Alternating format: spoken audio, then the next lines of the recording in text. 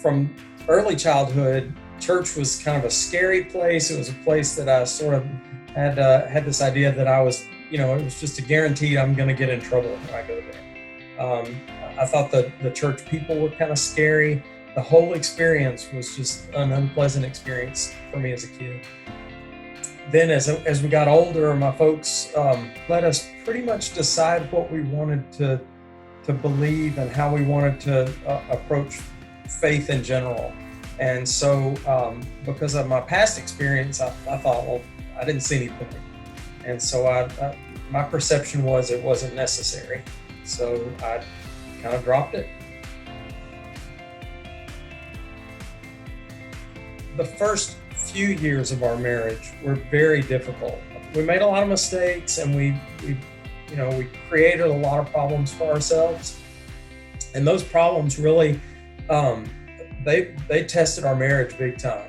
And at a certain point, I think she realized that the church was maybe a source of help for her from her side. At the same time, she's going through those changes, and the church is becoming important to her, and faith is becoming important to her. I'm resisting that and not paying attention to it at all.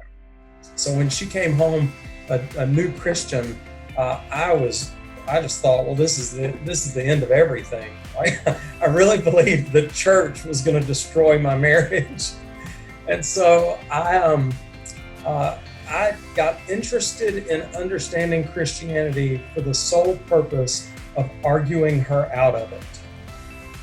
The more I learned about Christianity, the harder it became for me to argue with her.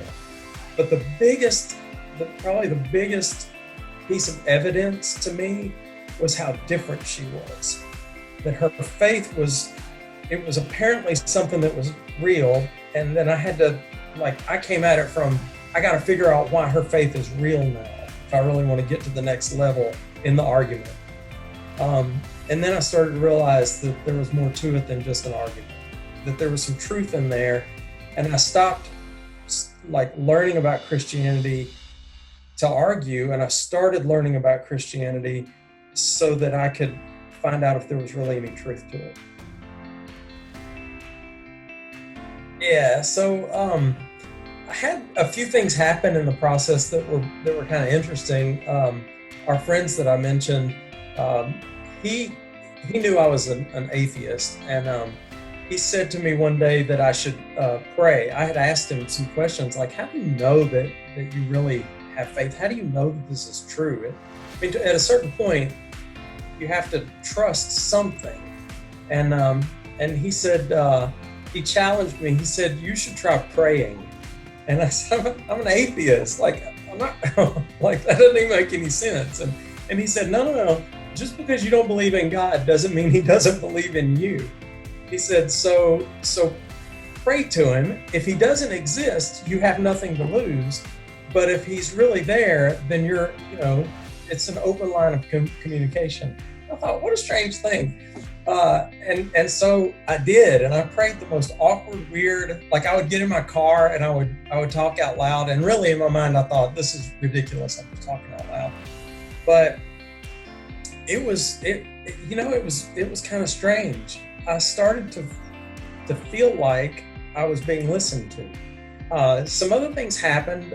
I would find myself really reaching a point where I just couldn't get it. I couldn't understand. And Laurie would encourage me. She said, you're missing taking the step of faith. The things that you're grappling with, you're not gonna understand. Those are things that are reserved for people who are in relationship with the Spirit of God. That feeling of not being able to understand was driving me crazy. I was losing sleep over it. I was just really trying to intellectually understand God. And one night I can remember very clearly. It was December 5th, 1995, and it was about 2:00 in the morning. And I woke Laurie up, and I just couldn't go another step without having a relationship with Christ like what she was describing.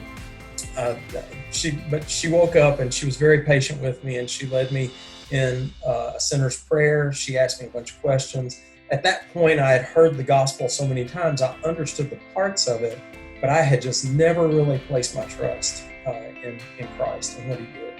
And so that was it for me. It was a moment in time, a specific moment in time, and I can honestly say I've doubted myself a lot over the years, but I have never doubted the truth of what happened to me.